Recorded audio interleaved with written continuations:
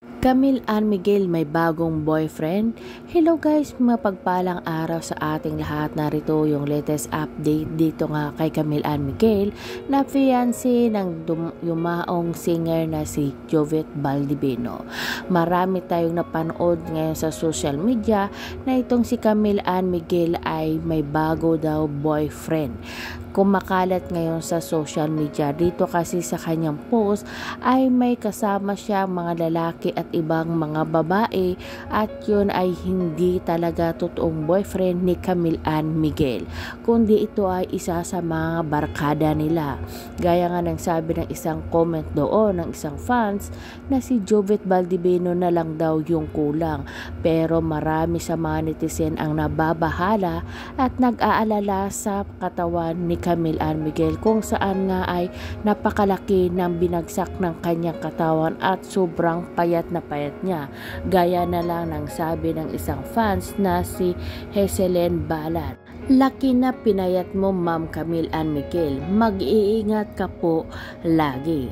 At ito naman ang sabi ni Dudoy Balota, lilipas din lahat, Ma'am Camille, at may magandang pangbukas para sa iyo, Ma'am. Kailangan mo lang ng panahon para makamove on po.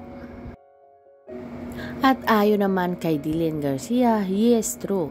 May dadarating para kay Camille pero di niya makalimutan si Jovet kahit darating pa ang panahon na mag-asawa na si Camille kasi ako ganun din. At ayon naman kay Jean, ang laki ng pinayat mo, Miss Camille Ann Miguel. Be strong always. Ilan na yan sa mga komento ng mga fans kung saan nga ay nag-alala sila sa kalagayan na katawan ngayon ni Camille Ann Miguel kung saan makikita natin na sobrang payat na ng kanyang katawan. At hindala na rin siguro ng kanyang pangungulila dito sa kanyang minamahal na kay Idol Jovet Baldibino kung kaya't wala siya sigurong ganang kumain kasi nga ayon sa mga post niya ay hanggang sa ngayon ay hindi pa rin siya makapaniwala at makamove on.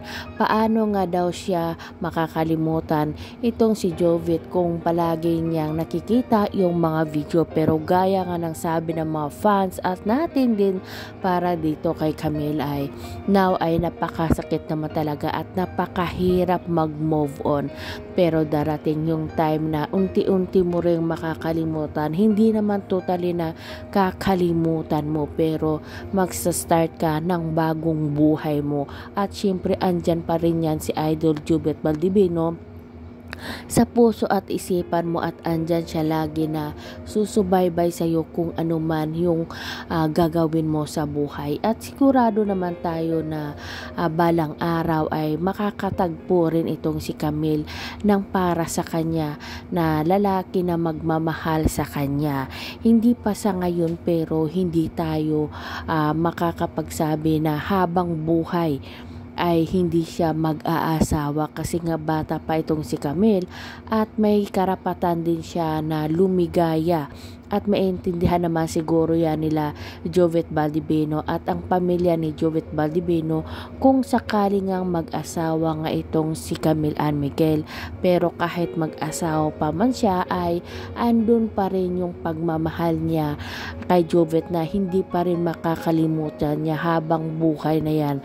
Pero yun nga ay huwag natin pigilin na yung kaligayahan ni Camille na lumigaya din kasi nga tao din tayo at naghahanap din tayo ng kalinga ng ibang tao. At darating nga, sabi ng isang fans na darating at darating talaga yung isang tao na magmamahal ng sobra dito kay Camille Ann Miguel.